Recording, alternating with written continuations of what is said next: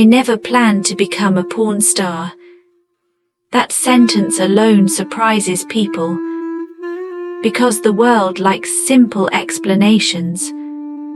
It likes to believe that women who end up in adult films wanted it, that it was desire, freedom, or some dark fantasy.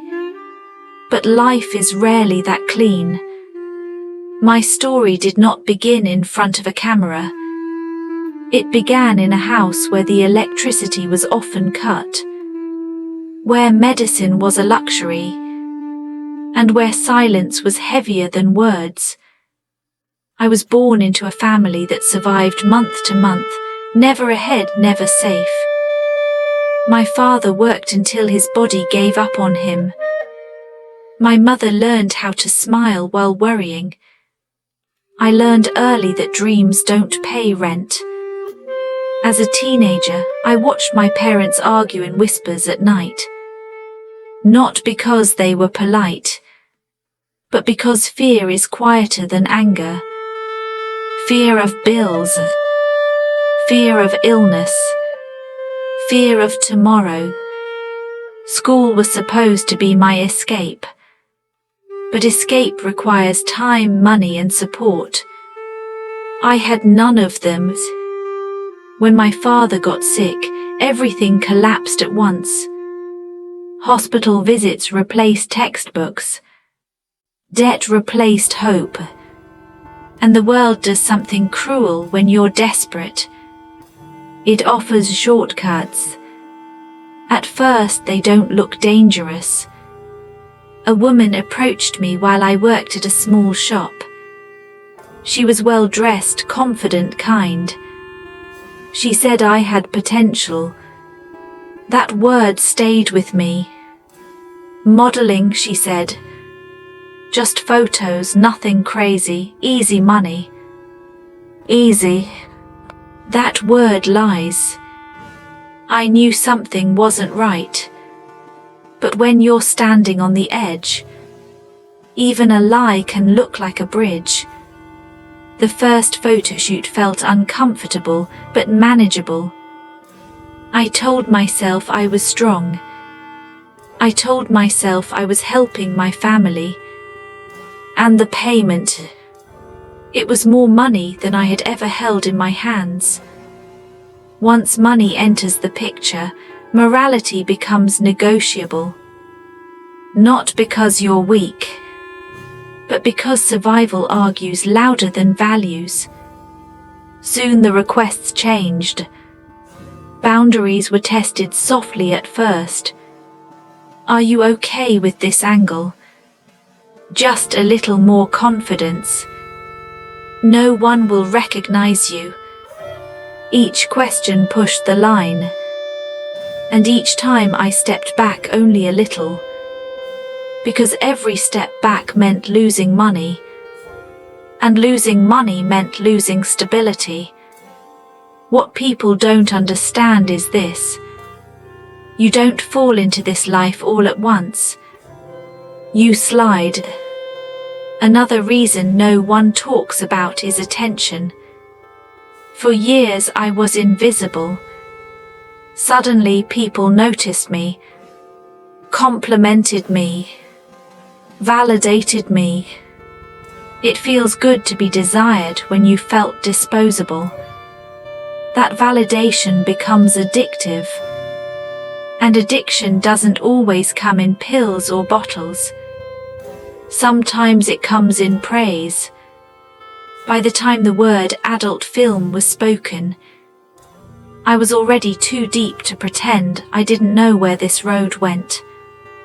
I told myself I would do it once. Just once. That's the lie many people tell themselves before a life-changing mistake. The industry doesn't force you at gunpoint. It convinces you that staying is easier than leaving. Expenses rise. Lifestyle adjusts. And suddenly, going backward feels impossible. What no one shows you is what happens after the camera is turned off. The emptiness, The dissociation. The quiet shame that follows you home. People see confidence. You feel numbness. People see money. You see time stolen from yourself. They say it's about sexual desire. Sometimes it is, but most of the time it's about control. About survival. About staying afloat in a world that offers little mercy once you fall. I began to lose pieces of myself. My name stopped feeling like mine. My body felt rented. Everyone knew who I was online, but no one knew me. And the worst part, the world only judges the final picture, never the road that led there. I didn't become a porn star because I loved sex. I became one because I ran out of exits. And that is where the real story begins. Part 2. Once you cross a certain line, the world starts treating you differently. Even if you haven't fully realized it yet. After that first adult shoot, nothing dramatic happened immediately. There was no sudden collapse, no instant regret that movies like to show. Life went on, bills were paid, my father's medicine was bought on time. For the first time in months, my mother slept peacefully. And that peace felt like proof that I had done the right thing. That's how the mind protects itself. It reframes a wound as a sacrifice. I told myself I was being practical, responsible, strong, but something inside me had shifted. Not broken, quieted. The second job came quicker than I expected. So did the third. Each time the emotional weight reduced a little. Not because it hurt less, but because I learned how to turn parts of myself off. Dissociation is a survival skill. You don't feel humiliation if you're not fully present. You don't feel exposed if you're watching yourself from a distance. I became very good at leaving my body behind. The industry rewards that. They praise professionalism, punctuality, detachment. No one asks how it affects your sleep, your self-respect, your ability to be touched without flinching afterward. There's also a lie people believe, that porn stars are surrounded by pleasure. The reality is repetition, angles, lights, instructions, corrections. Nothing is spontaneous. Nothing is glamorous once the novelty fades. And it fades fast. The money, however, grows. With money comes a quiet trap. Expenses rise to match income. Better apartment, better clothes, better phone. You start living a life that your old self could never afford, which makes going back impossible. This is just temporary, I kept telling myself. I'll quit once things stabilize. But stability is addictive. Soon I noticed something unsettling. People didn't look at my face anymore. They looked through me. At first, online compliments boosted my confidence.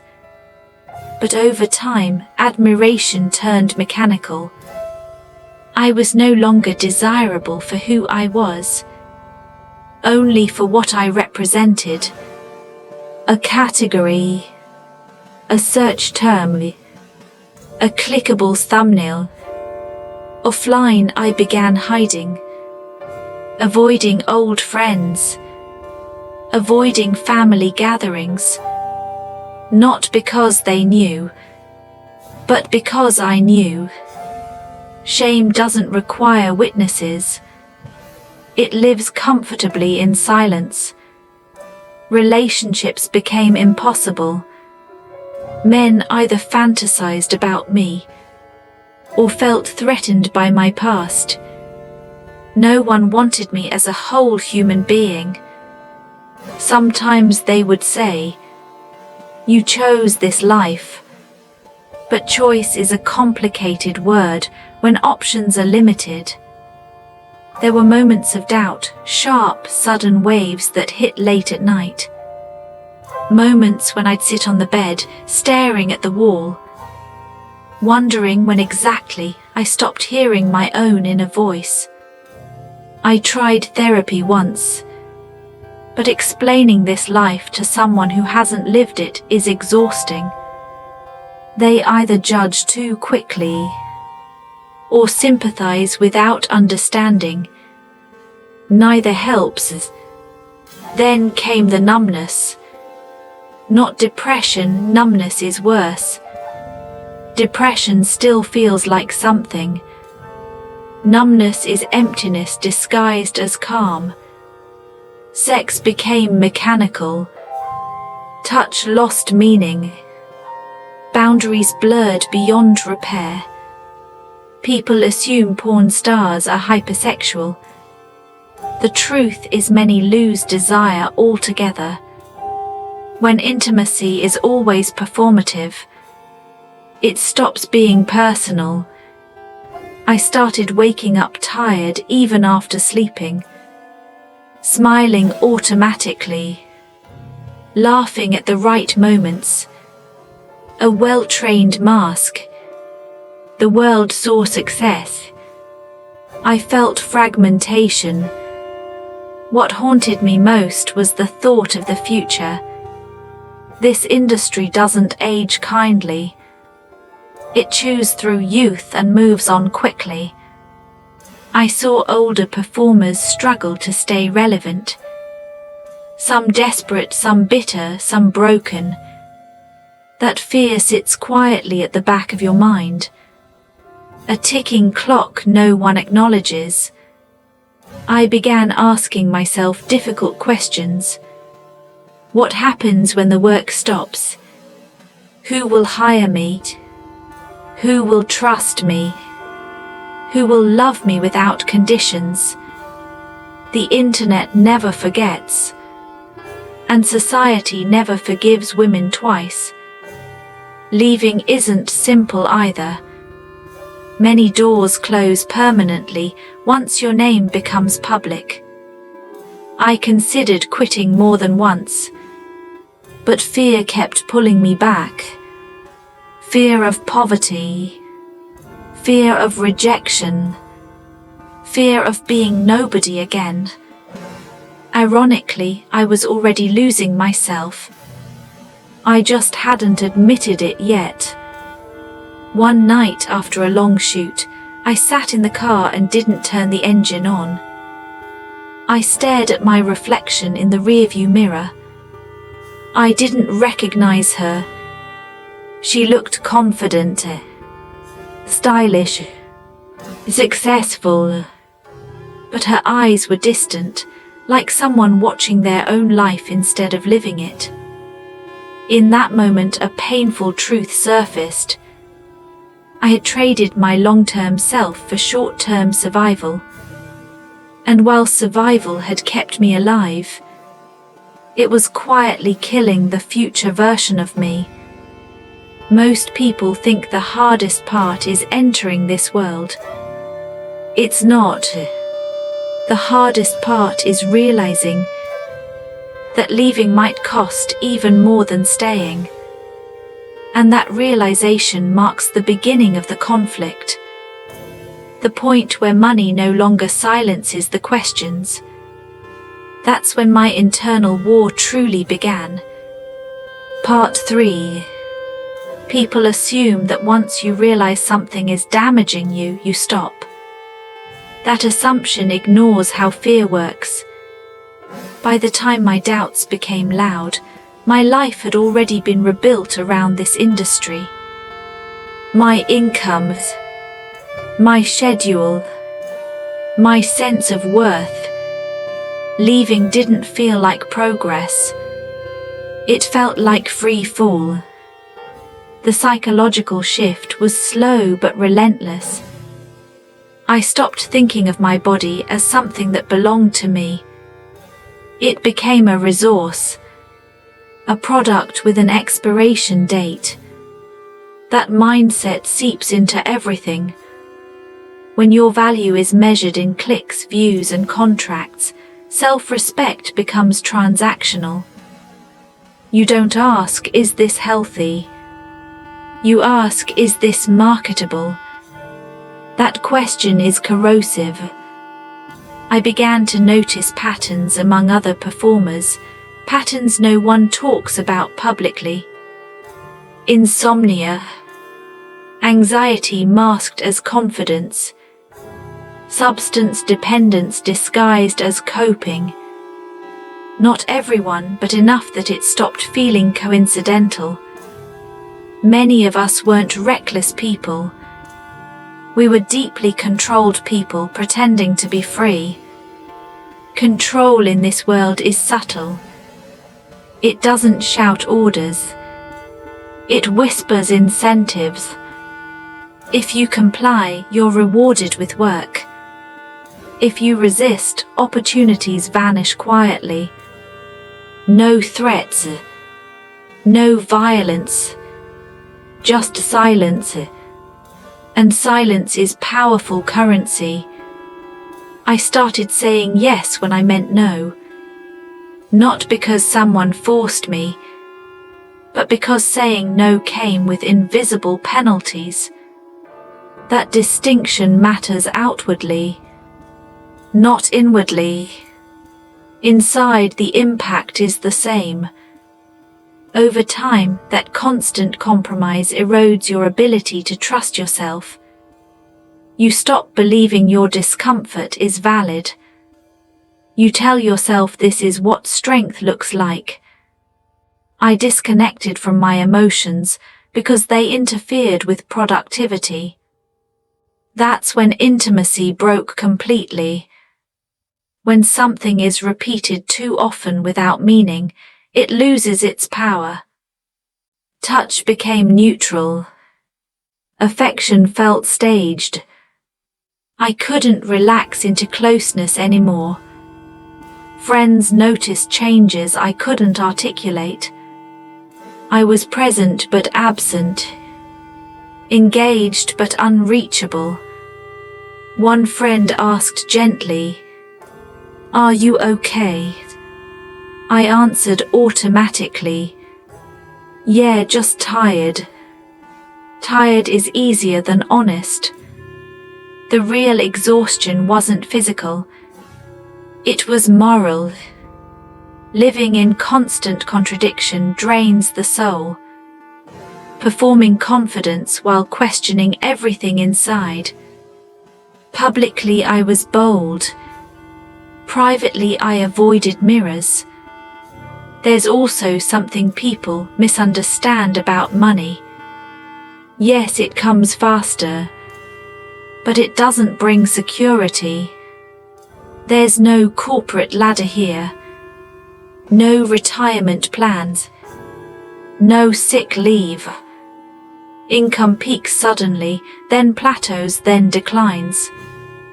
And when it declines, panic sets in.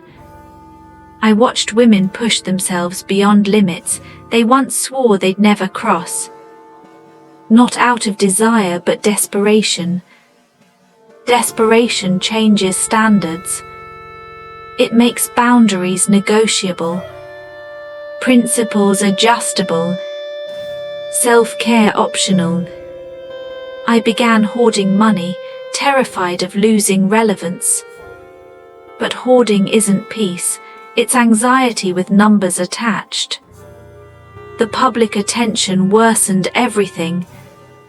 Recognition became unsettling. Strangers felt entitled to personal space. to comments, judgments, assumptions. To them I was a public object. To myself I was shrinking. I avoided certain places, filtered who I spoke to, built walls thicker than I admitted. Dating was impossible. Some men saw me as a trophy, others as a curiosity, very few as a human being with boundaries. When intimacy is broadcast, privacy becomes suspicious. Trust became fragile. I stopped dreaming long term. It hurt too much. Dreams require belief in tomorrow.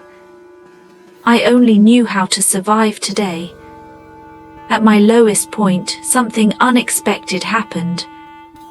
I received a message from a young woman. She wrote that she admired my confidence and wanted advice on entering the industry. I stared at the screen for a long time. This was the mirror I couldn't avoid. All the moments I justified, all the compromises I explained away, were now being interpreted as inspiration. That realization hit harder than any judgment ever could. I didn't reply immediately, because I didn't know how to be honest without shattering an illusion or exposing my own denial. That night I cried for the first time in years. Not theatrical crying, not dramatic, the quiet, exhausted kind. The kind that comes when you finally admit you're not okay. I realized something crucial then. I hadn't lost myself suddenly. I had abandoned myself slowly, one rationalization at a time. People often ask whether there was exploitation. The answer is complicated. No one chained me. But the system is designed so that escaping costs more than staying. That's how control works in reality. It makes consent expensive. The deeper I looked, the more clearly I saw how uneven the power was. Performers are replaceable. Platforms are not. Youth is temporary. Algorithms are permanent. And yet, accountability always falls on the individual, never the structure. Society loves moral judgment, but avoids structural responsibility. It's easier to blame people for surviving than to question why survival required such extremes. I started thinking about my parents. My mother still believed I worked in media. My father praised my independence. Their pride hurt more than disappointment would have. I wondered what they would see if they truly knew me. Not the image, not the illusion, but the fractured person underneath. That guilt sat heavy. I thought about quitting seriously for the first time, not as fantasy, but as plan. But quitting means rebuilding from zero. No references, no clean slate, no guarantee of acceptance. Society loves redemption stories, but rarely offers real redemption paths. Still, staying felt unbearable. I stood at a crossroads invisible to everyone else. On one side, familiarity, income, numbness. On the other, uncertainty, judgment, fear. Neither felt safe. What people forget is that damage doesn't always look dramatic. Sometimes it looks functional. You work. You smiled. You earned. And slowly, quiet despair becomes routine. That routine is the most dangerous part. because it convinces you that this is normal.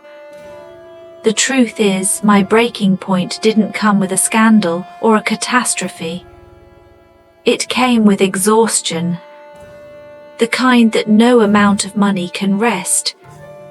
And once that exhaustion takes hold, the question is no longer, should I stop? It becomes can I survive becoming someone else again? That question changed everything.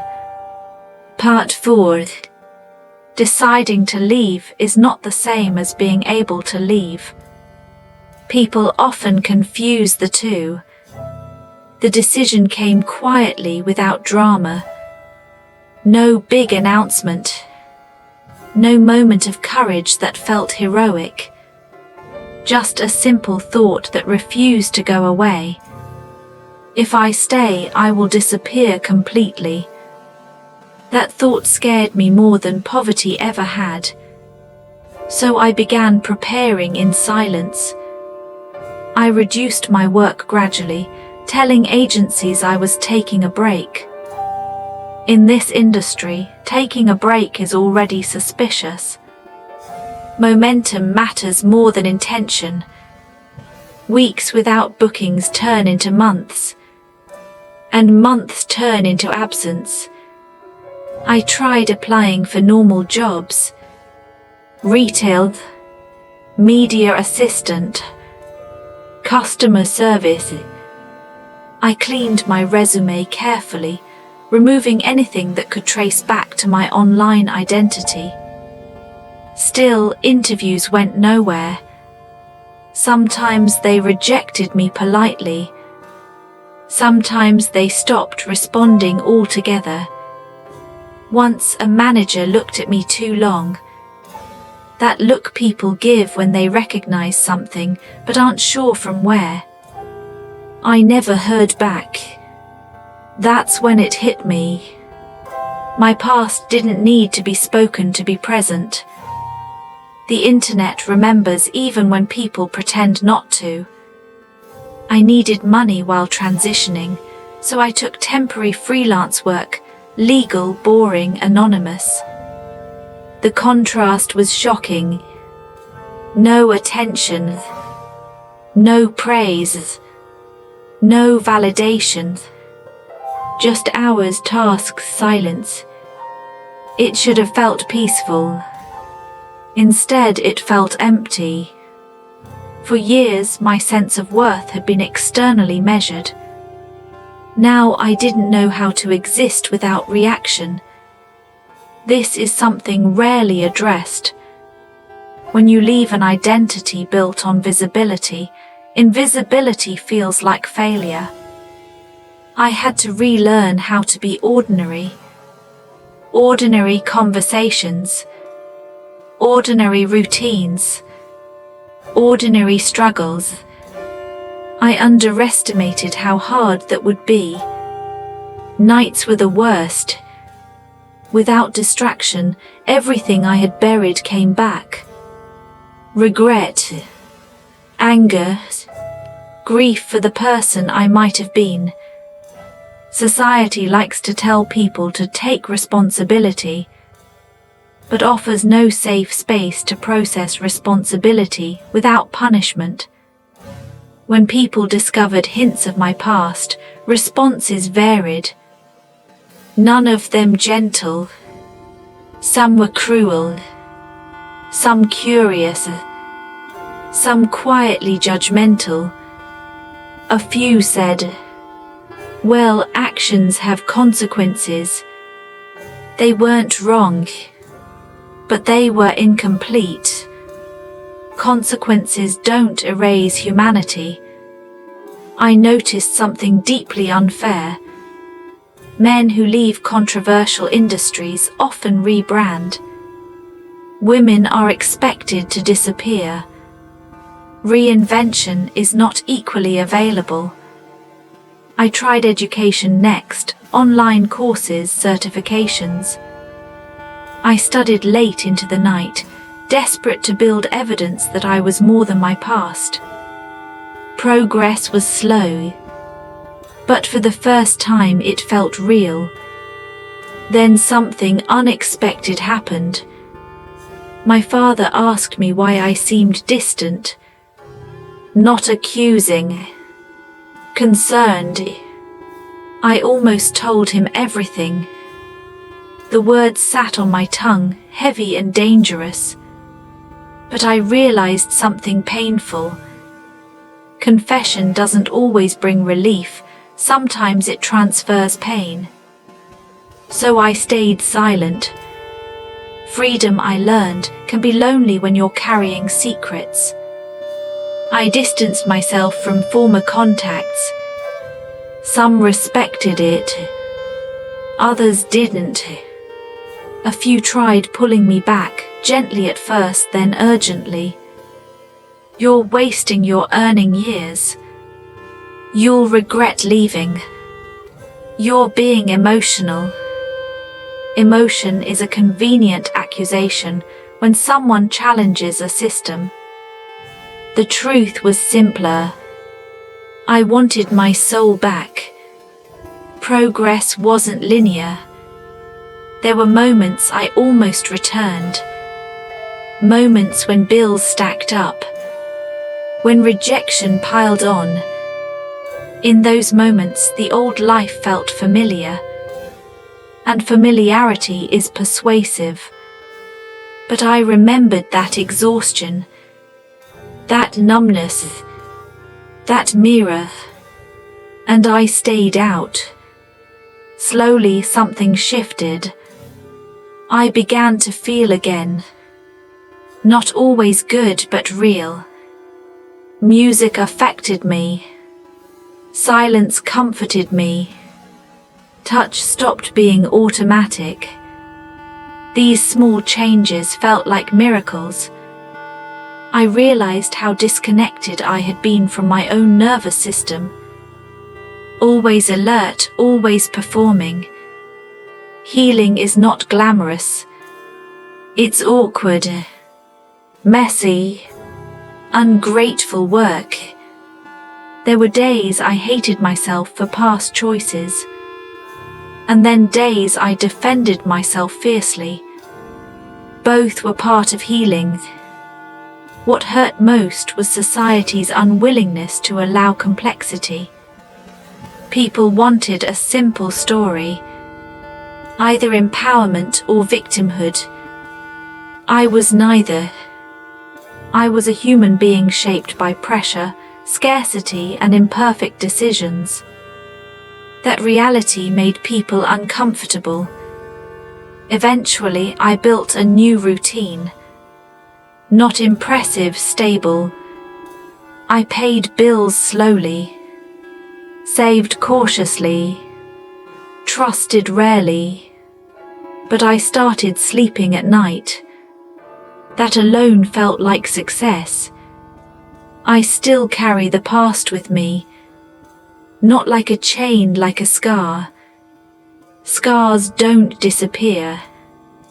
They remind you of survival. The irony is this. I left seeking freedom, and discovered freedom requires anonymity, humility, and patience. It isn't loud. It isn't celebrated. But it's real. I no longer chase validation. I chase peace. And peace doesn't need an audience. I don't expect forgiveness from everyone. I don't even ask for it. What I want is honesty. To say this clearly. Most people don't enter destructive paths because they want to be destroyed. They enter because the alternative feels impossible at the time. Judging the ending without understanding the beginning solves nothing. Leaving that life didn't make me pure. It made me aware. Aware of systems, of inequality, of how easily society consumes people, then blames them for being consumed. I am not proud of everything I did. but I am proud that I stopped. And sometimes that's the bravest thing a person can do. Part 5. Rebuilding yourself after losing an identity is not inspiring the way people imagine. It doesn't feel like a comeback. It feels like learning how to walk in a body you no longer recognize. After leaving, I assumed healing would naturally follow. That once I changed my environment, my mind would catch up. It didn't. The industry had shaped how I thought about myself more deeply than I realized. Even when I was no longer being watched, I still felt observed, judged, measured. Shame is one of the hardest things to unlearn. Not because it's loud, but because it disguises itself as responsibility. I blamed myself constantly for being naive, for staying too long, for convincing myself I had no options. At the same time, I felt defensive, angry at a world that offered judgment instead of understanding. This inner conflict was exhausting. Some days I felt strong, proud that I left. Other days I felt marked, like my past had permanently stained every future possibility. That's when I learned a difficult truth. Leaving a system doesn't immediately remove its voice from your head. For a long time, I still evaluated myself the way the industry had taught me to. How productive am I? How appealing? How useful? It took effort to replace those questions with healthier ones. Am I rested? Am I safe? Am I honest with myself? These questions felt unfamiliar, even uncomfortable. I had to relearn how to exist without performance. There were moments of quiet joy I hadn't felt in years. Cooking a meal without rushing. Reading without distraction. Walking without being hyper-aware of how I looked. And yet progress was fragile. A single comment online. A whispered recognition in public. A reminder that some people would never separate me from what I once did. That's the price no one prepares you for. Society claims forgiveness is possible, but it rarely makes space for it in practice. People want transformation without offering acceptance. I learned to choose carefully who had access to me, not out of arrogance, but survival. Not everyone deserves your story. I found support in unexpected places. People who never asked about my past at all, who judged me only by how I showed up now. Those people helped anchor me.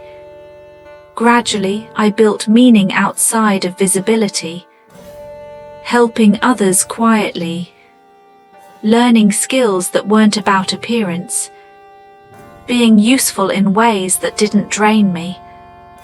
One thing became very clear. Real self-worth grows slowly and invisibly. That's why fame feels easier. It gives you instant feedback. But instant feedback isn't the same as respect. There were nights I still questioned myself, wondered whether leaving had been foolish, whether I could have endured longer and secured more security. Those thoughts faded over time, replaced by clarity. I understood something critical. Staying would have cost me more than leaving ever did. Not financially, psychologically. I would have lost my ability to feel deeply, to connect authentically, to trust myself. That loss is permanent for many people. The longer I lived away from that world, the more perspective I gained. I could finally see the industry not just as my mistake, but as a system designed to extract value quickly and discard people quietly. Responsibility still matters, but context matters too.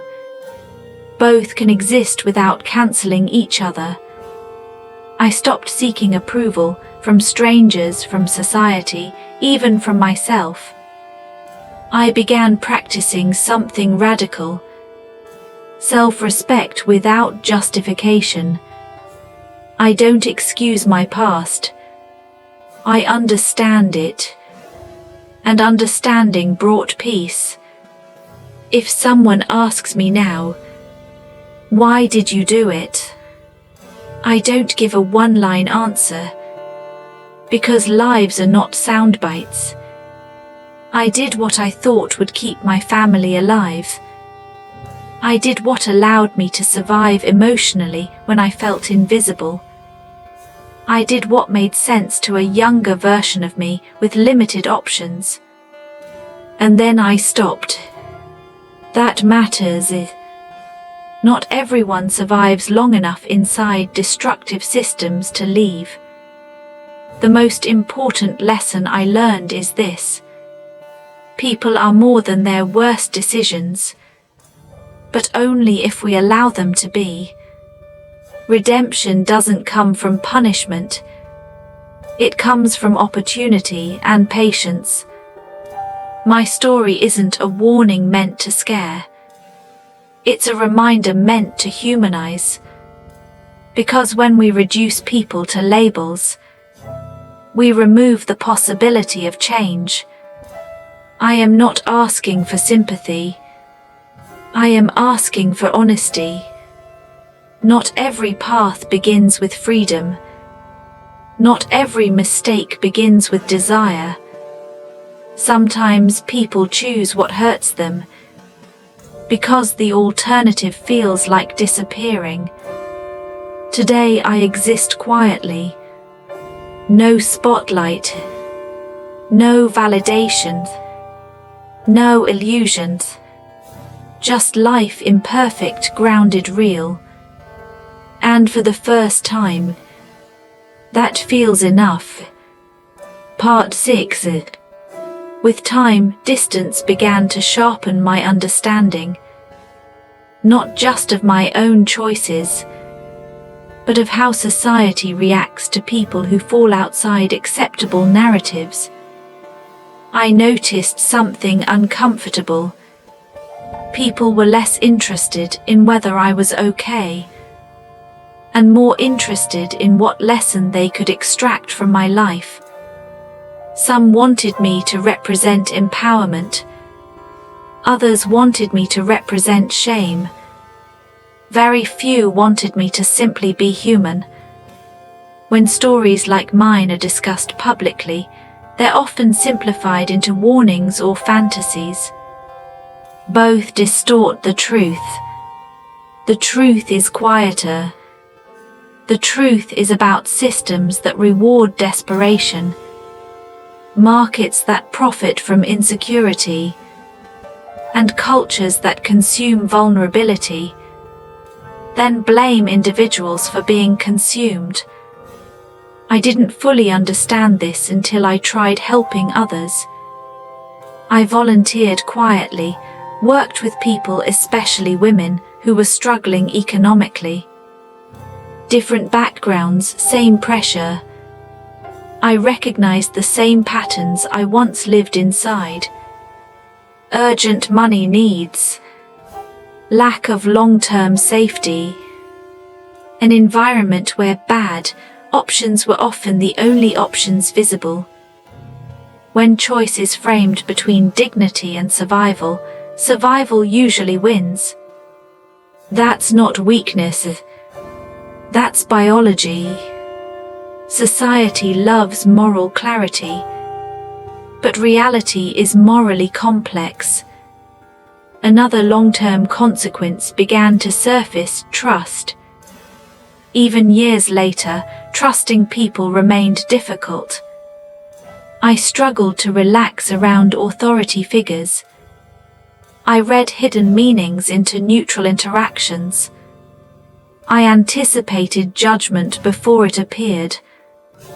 Living in a world where consent was always conditional broke something delicate.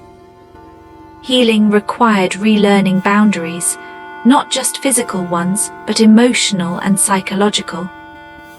I had to learn that it was okay to say no, without offering explanations, without justifying discomfort.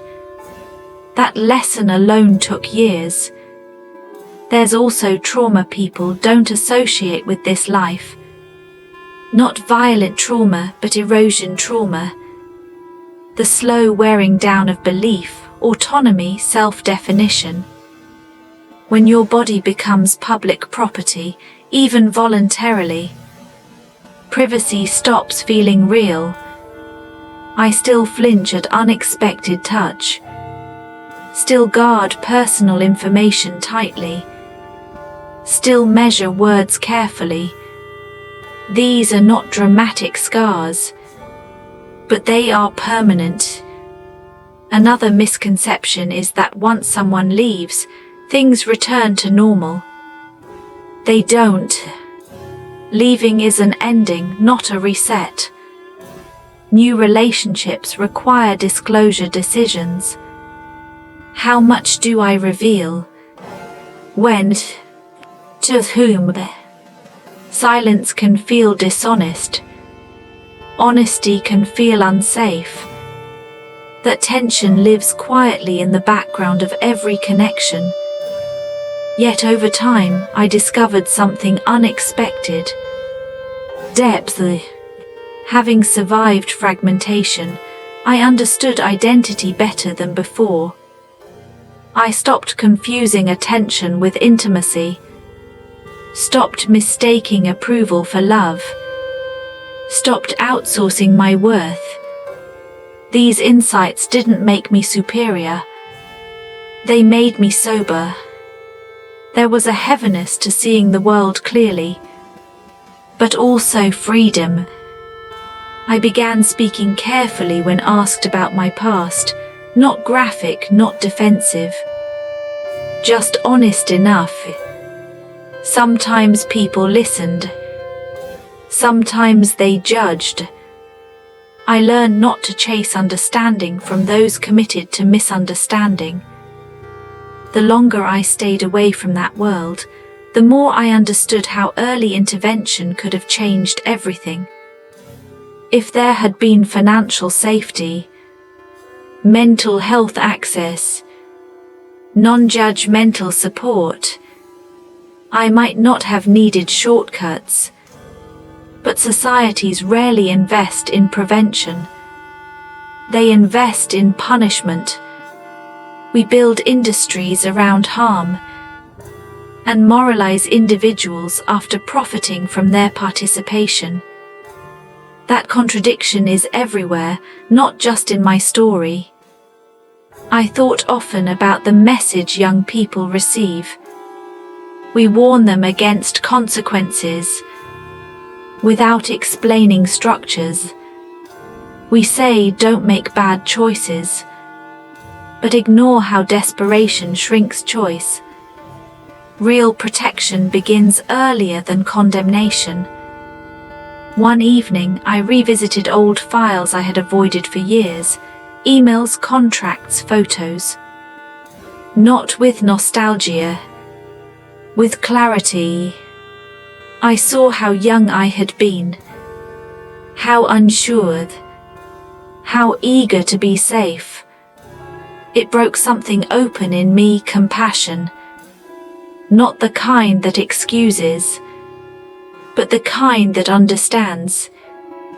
That compassion helped me move forward fully, not by forgetting but integrating. I stopped seeing my life as divided into before and after. It became continuous. Everything I experienced shaped who I became, including the painful parts. That realization dissolved the lingering fragment of shame I had been carrying. Shame thrives on secrecy. Truth dismantles it. My story doesn't offer an easy moral. It doesn't claim purity. It doesn't promise redemption through suffering. It offers awareness. It shows what happens when humans are reduced to resources, when vulnerability is monetized, and when exit paths are blocked by stigma. The cost isn't always visible, but it is real.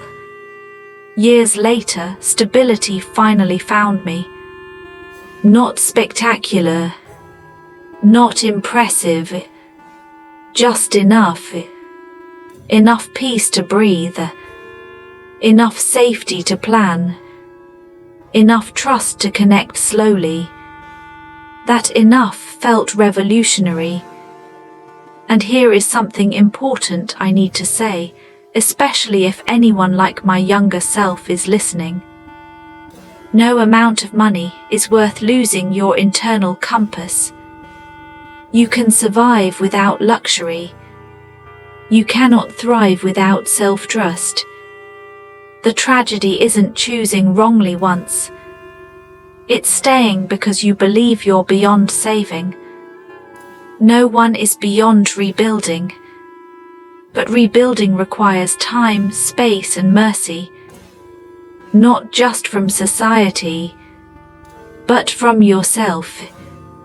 I don't present my life as success or failure. I present it as evidence. Evidence that systems matter, that context matters, that compassion isn't weakness, it's accuracy. If someone hears this story and pauses before rushing into a desperate choice, then this honesty served a purpose.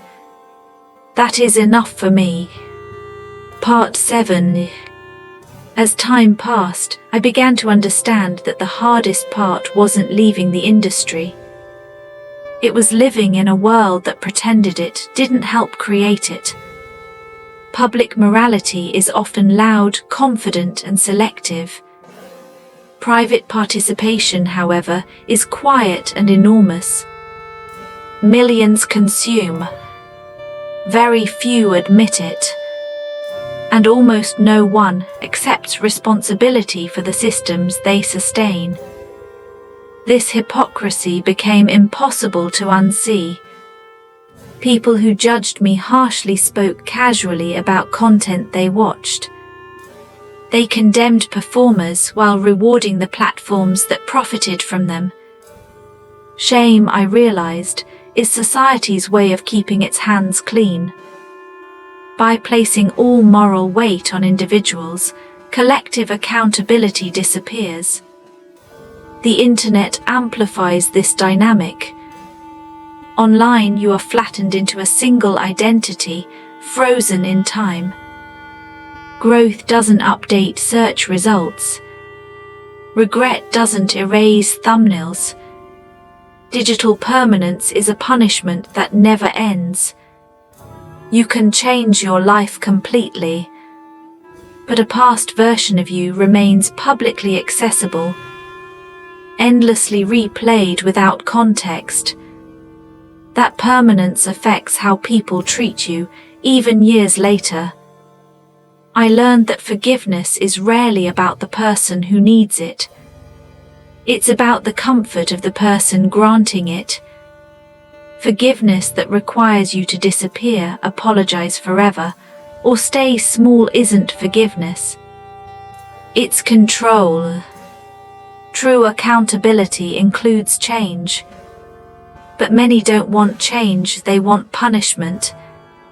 Punishment reassures them that they're on the right side. I stopped trying to earn moral approval. Instead, I focused on ethical consistency within myself. Am I acting with integrity now? Am I honest about harm without drowning in it? Am I choosing not to repeat patterns? That became enough. Another realization arrived slowly. People who sensationalize stories like mine don't actually care about the ending. They care about the shock. But the truth is, the most important part of this story happens after the cameras stop watching. That's where dignity is rebuilt. In private. Without applause. I met others who had left industries tied to stigma, not just adult work, but gangs, fraud, exploitation, heavy labor. Different paths, same aftermath. Isolation. Distrust. A permanent negotiation with identity. What helped most wasn't advice, but time spent with people who didn't reduce us to our pasts. Healing requires mirrors that reflect who you are becoming, not who you were. I also began questioning how early intervention is framed. We warn young people with fear-based messages. You'll ruin your life. You'll never recover. Those warnings often backfire. Fear doesn't prevent risky choices, security does. Stable housing, accessible mental health care, non-judgmental guidance, remove desperation, and most harmful shortcuts lose their appeal. Society often waits for people to fall before expressing concern. By then, the damage is already done. I don't share my story to invite pity, debate, or praise. I share it to complicate the narrative, to show that people are not symbols. They're processes. They evolve under pressure, sometimes in damaging ways. Condemning outcomes without understanding causes guarantees repetition. Another myth I had to confront was the idea of starting over. There is no true reset. What exists instead is integration. You carry what happened into who you are, hopefully with wisdom, not bitterness. I no longer wish my past away, not because it was good, but because it taught me how fragile agency can be under economic and emotional stress. That knowledge made me gentler with others, less reactive, less absolute. I stopped believing that morality is proven by distance from failure. Often, morality is proven by how you treat people who have failed. The world is obsessed with categories. Good/bad. Empowered, exploited. Strong/weak. But real lives exist in blurred spaces. That discomfort makes people anxious. Certainty feels safer than honesty. People ask now, often quietly, what do you want people to take from your story? The answer isn't dramatic. I want people to pause before judging, to question systems before blaming individuals, to understand that most lives unfold under constraints most never see. If this story disrupts someone's certainty, if it slows a judgment, if it encourages curiosity instead of condemnation, then it matters. I didn't escape some moral abyss and emerge pure. I survived a structure that profits from silence and shame. Survival doesn't make me exceptional. It makes me proof. Proof that leaving is possible, but also that prevention would have been kinder. I live now with boundaries I once didn't know how to set. I value quiet over validation, truth over approval. My life is smaller than before, but heavier with meaning. If there's a warning here, it's this. When societies build marketplaces around desperation, they will get desperate outcomes.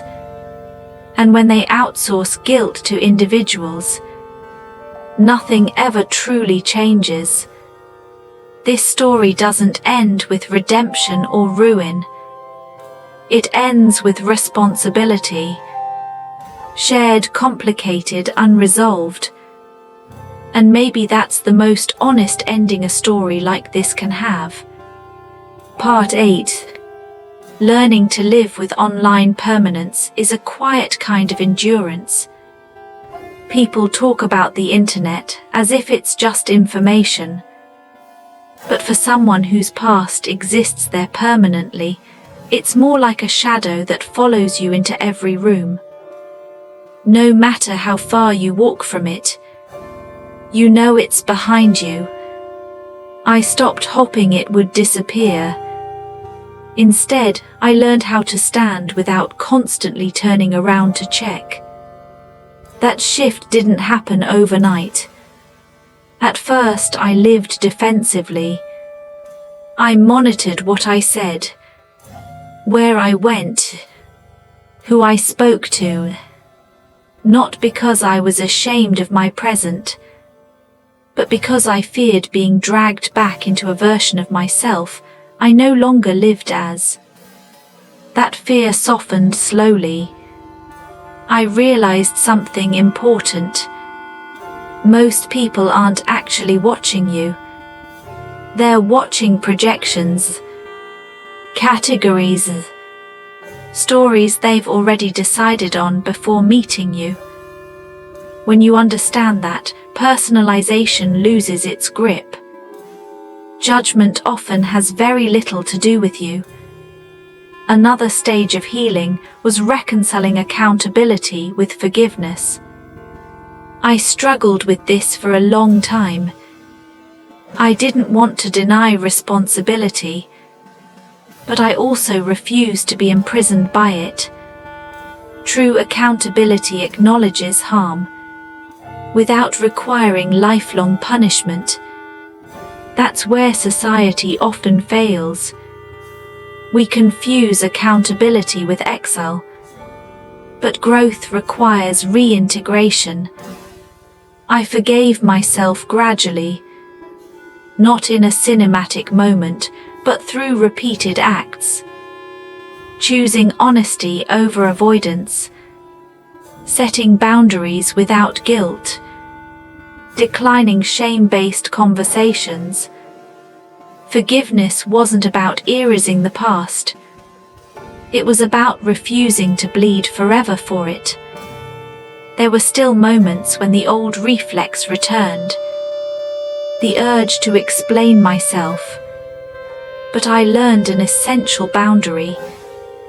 You are not required to narrate your trauma to justify your humanity. Some people earned disclosure, others didn't. That distinction was powerful.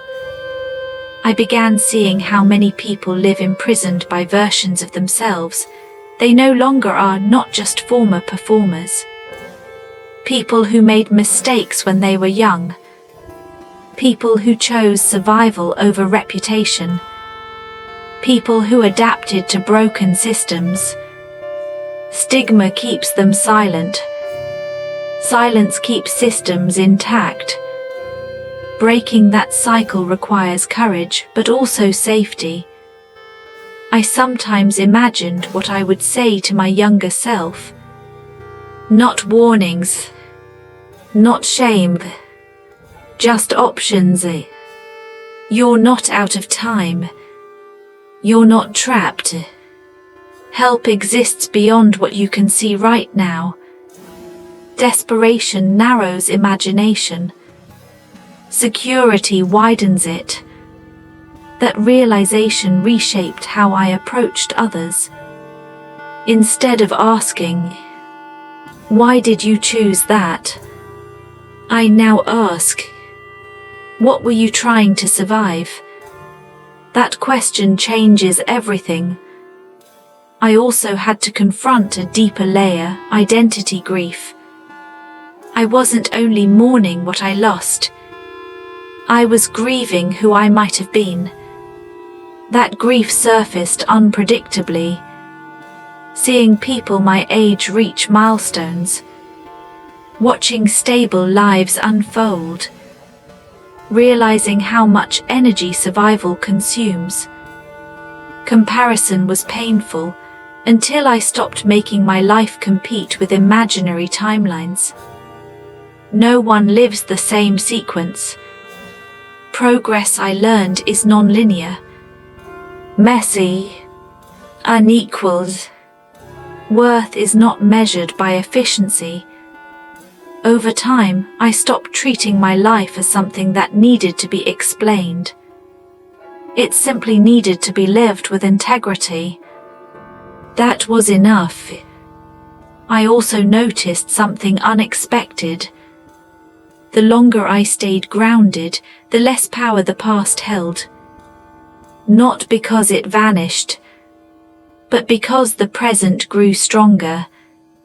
Healing isn't forgetting. It's outgrowing. I developed a philosophy I live by now. Privacy is power. Consistency builds trust. Silence can be healthy. Peace doesn't need consensus. These principles guide me better than any public approval ever did. Some people still search for my past online. Some still whisper. Some still judge. That no longer defines me. They are interacting with an artifact, not a living person. I am busy becoming. If there is something I want people to understand most deeply, it's this. Lives are shaped by pressure systems, not just personality. When we ignore that, we misdiagnose the problem and repeat the damage. Offering people dignity before collapse is more effective than judging them after. I don't know how my story will be received by everyone who hears it. I've learned to release that outcome. Control is an illusion recovery teaches you to let go of. What matters is that I tell the truth without selling pain or glorifying harm. And that I exist fully, not as a warning label, not as an inspiration quote, but as a complete human being. The chapter ahead isn't dramatic. It's quiet. It's built on boundaries, awareness, and choosing rest over reaction. And for the first time in my life, that quiet feels like freedom. Part 9. At a certain point, I stopped worrying about my reputation and started thinking about my legacy. Reputation is fragile. It lives in other people's mouths. It changes with rumors, opinions, and distance. Legacy is quieter. It's built from how you live when no one is watching. For a long time, I chased reputation without realizing it. Even after I left, part of me still wanted the world to see me differently, to approve of my transformation. That desire faded slowly. I realized something uncomfortable but freeing. Some people will never update their image of you, no matter how much you change. Waiting for them only delays your life. So I stopped. I focused instead on responsibility, real responsibility, not public confession. Responsibility meant acknowledging harm where it existed. It meant refusing to glamorize what damaged me. It meant being honest without turning my pain into spectacle. It also meant forgiving myself enough to move forward. Many people misunderstand forgiveness. They think it removes accountability, In reality, forgiveness removes paralysis. Without it, you stay stuck reliving the same moment, trying to punish yourself into becoming someone better. Punishment doesn't create growth. Support does. I didn't need permission to change. I needed patience. When people asked me now carefully, "Do you regret it?" I paused. Regret is complicated. I regret the harm to my younger self. I regret trusting systems that couldn't care about me. I regret how much I had to lose to learn what I know now. But I don't regret surviving. And I refuse to regret becoming someone wiser through pain. There is a difference between regret and shame.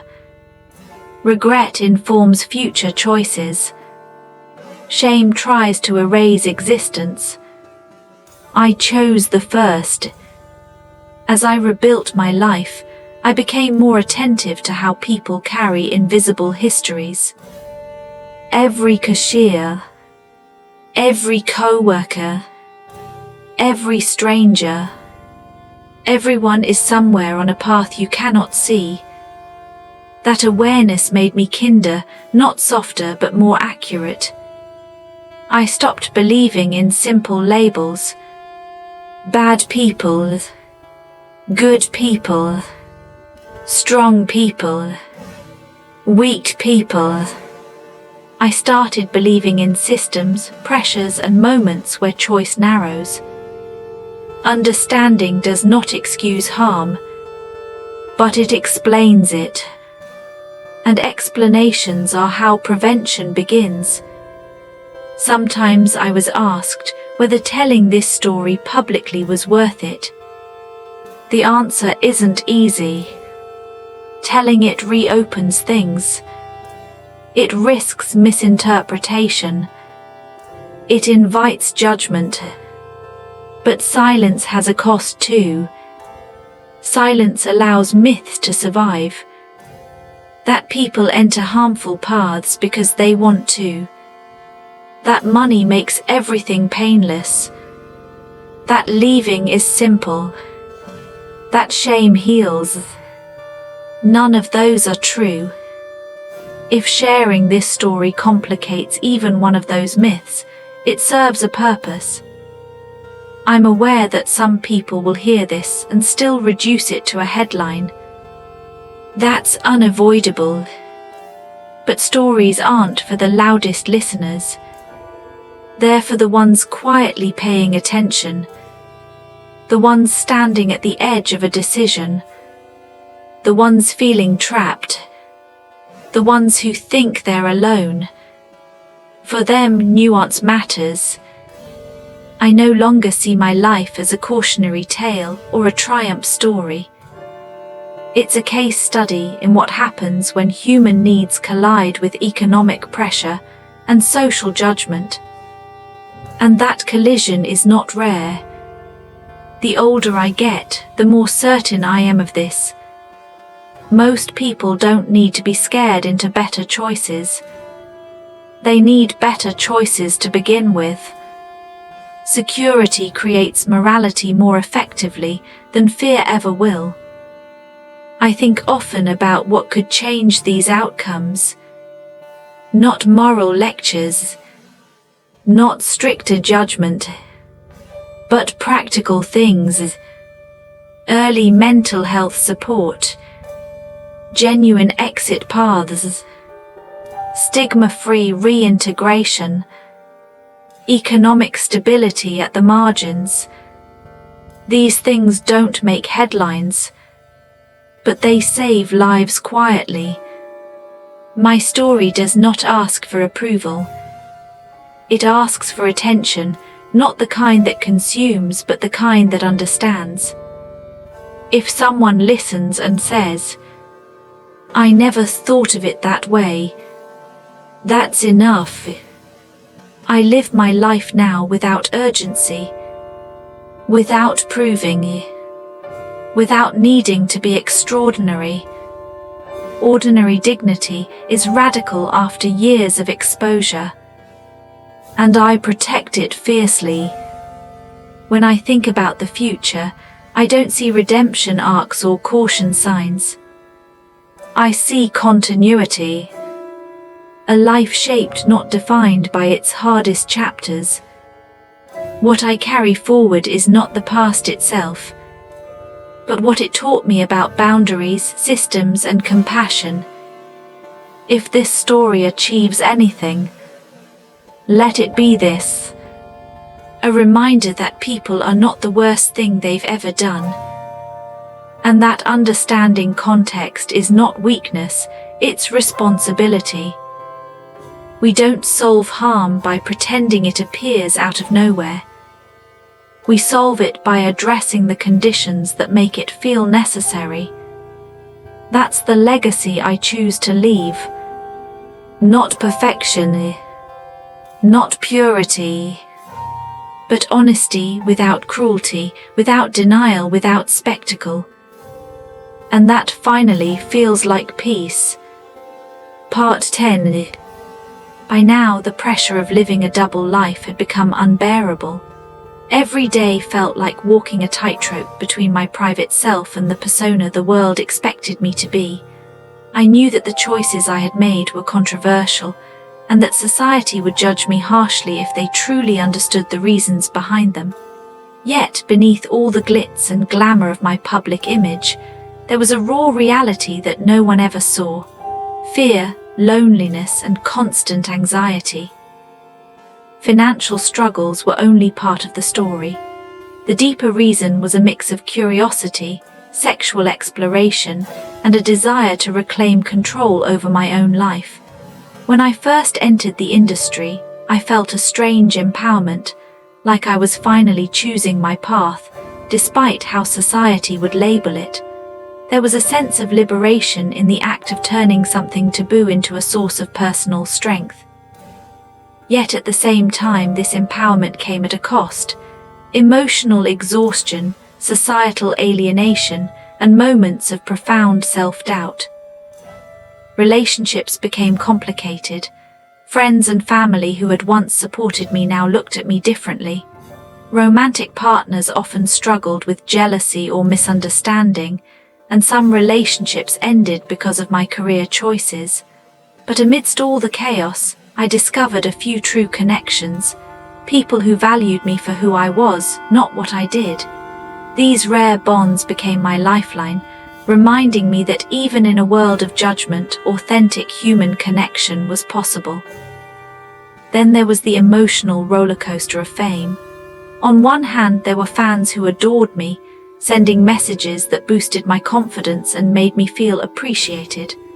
On the other hand, there were haters, critics, and strangers who had no hesitation in attacking me online.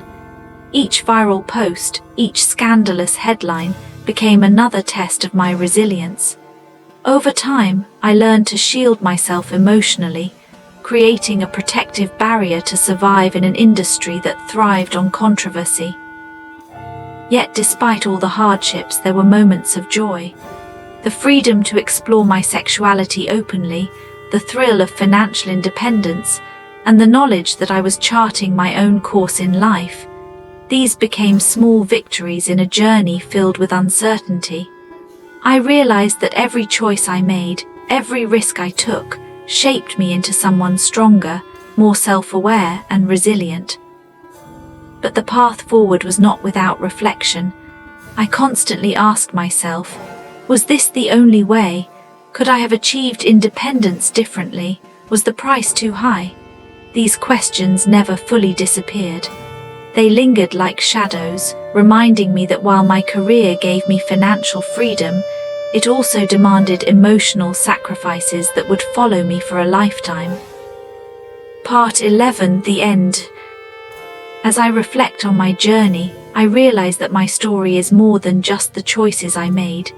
It's about survival, self-discovery, and the complex realities of human desire and necessity. Becoming a porn star was never just about money or sexual exploration.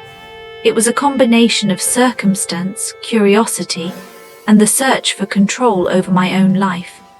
It was a path that society often misunderstands, judging harshly without knowing the struggles that led me there. Through the highs and lows, I learned resilience. I faced judgment from strangers, skepticism from friends, and disappointment from loved ones.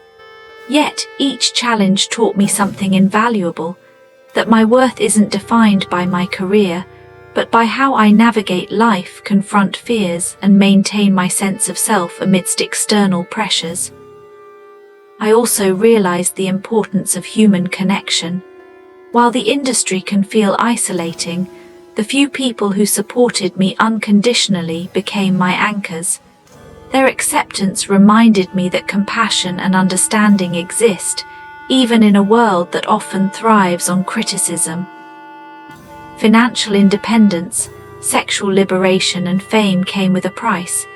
Emotional vulnerability, loneliness, and self-reflection that could sometimes be painful. But these experiences shaped me into someone stronger, more aware, and more capable of understanding the complexities of desire, choice, and personal agency. In the end, my story is not just about being a porn star.